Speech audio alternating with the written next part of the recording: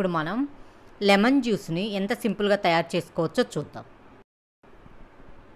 ఇప్పుడు lemon juice తీసుకొని పెట్టుకోవాలండి.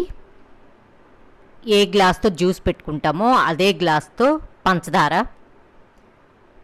3 గ్లాసెస్ పంచదార ఒక బౌల్ తీసుకొని దానిలో వేసుకోండి. వాటర్ 3/4 వాటర్ పోసుకోండి. పంచదార వేసిన బౌల్ని స్టవ్ మీద హై ఫ్లేమ్లో పెట్టుకోండి. పంచదార కరిగే వరకు.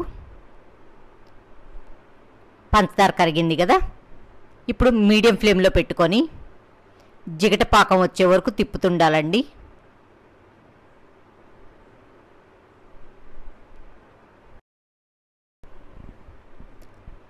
జిగట పాకం రావడానికి కొంచెం టైం పడుతుందండి. ఇంకా రాలేదండి జిగట పాకం. ఇంకా 2 మినిట్స్ అండి బాయిల్ అవ్వాలి.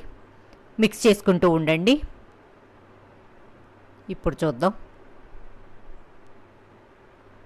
ఇప్పుడు జిగట పాకం వచ్చిందండి. యాలకులు 3 యాలకులు మెత్తగా పౌడర్ చేసుకొని వేసుకోండి. యాలకులు పౌడర్ వేయటం వల్ల ఫ్లేవర్ చాలా బాగుంటుందండి. దీన్ని మాత్రం స్కిప్ చేయొద్దు. ఒకసారి మిక్స్ చేసుకోండి. ఇప్పుడు స్టవ్ ఆఫ్ చేసుకొని లెమన్ జ్యూస్ని దానిలో మిక్స్ చేయండి.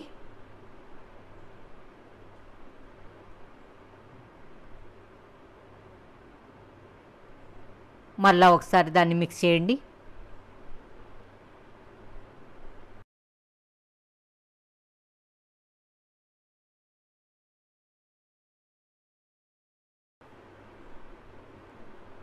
ఇప్పుడు ఈ జ్యూస్లో టేస్ట్ కోసం అండి కొంచెం సాల్ట్ని వేసుకుందాం. చిటికెడే వేయండి, ఎక్కువ వేయద్దు. ఒకసారి మిక్స్ చేసుకోండి. ఈ జ్యూస్ మొత్తం బాగా చల్లారాలండి. ఈ జ్యూస్ చల్లారింది కదా, దీన్ని వడగట్టుకొని ఒక బాటిల్లో పోసుకొని ఫ్రిడ్జ్లో పెట్టుకోండి. 2 నెలలైనా కూడా పాడవదండి.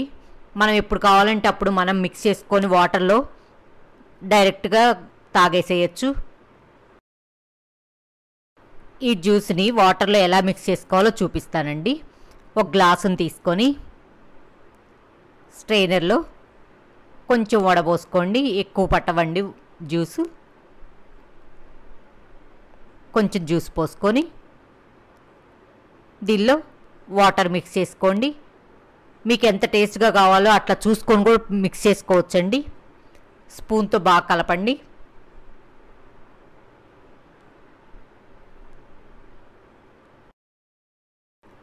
ఎంతో రుచికరమైన లెమన్ జ్యూస్ రెడీ.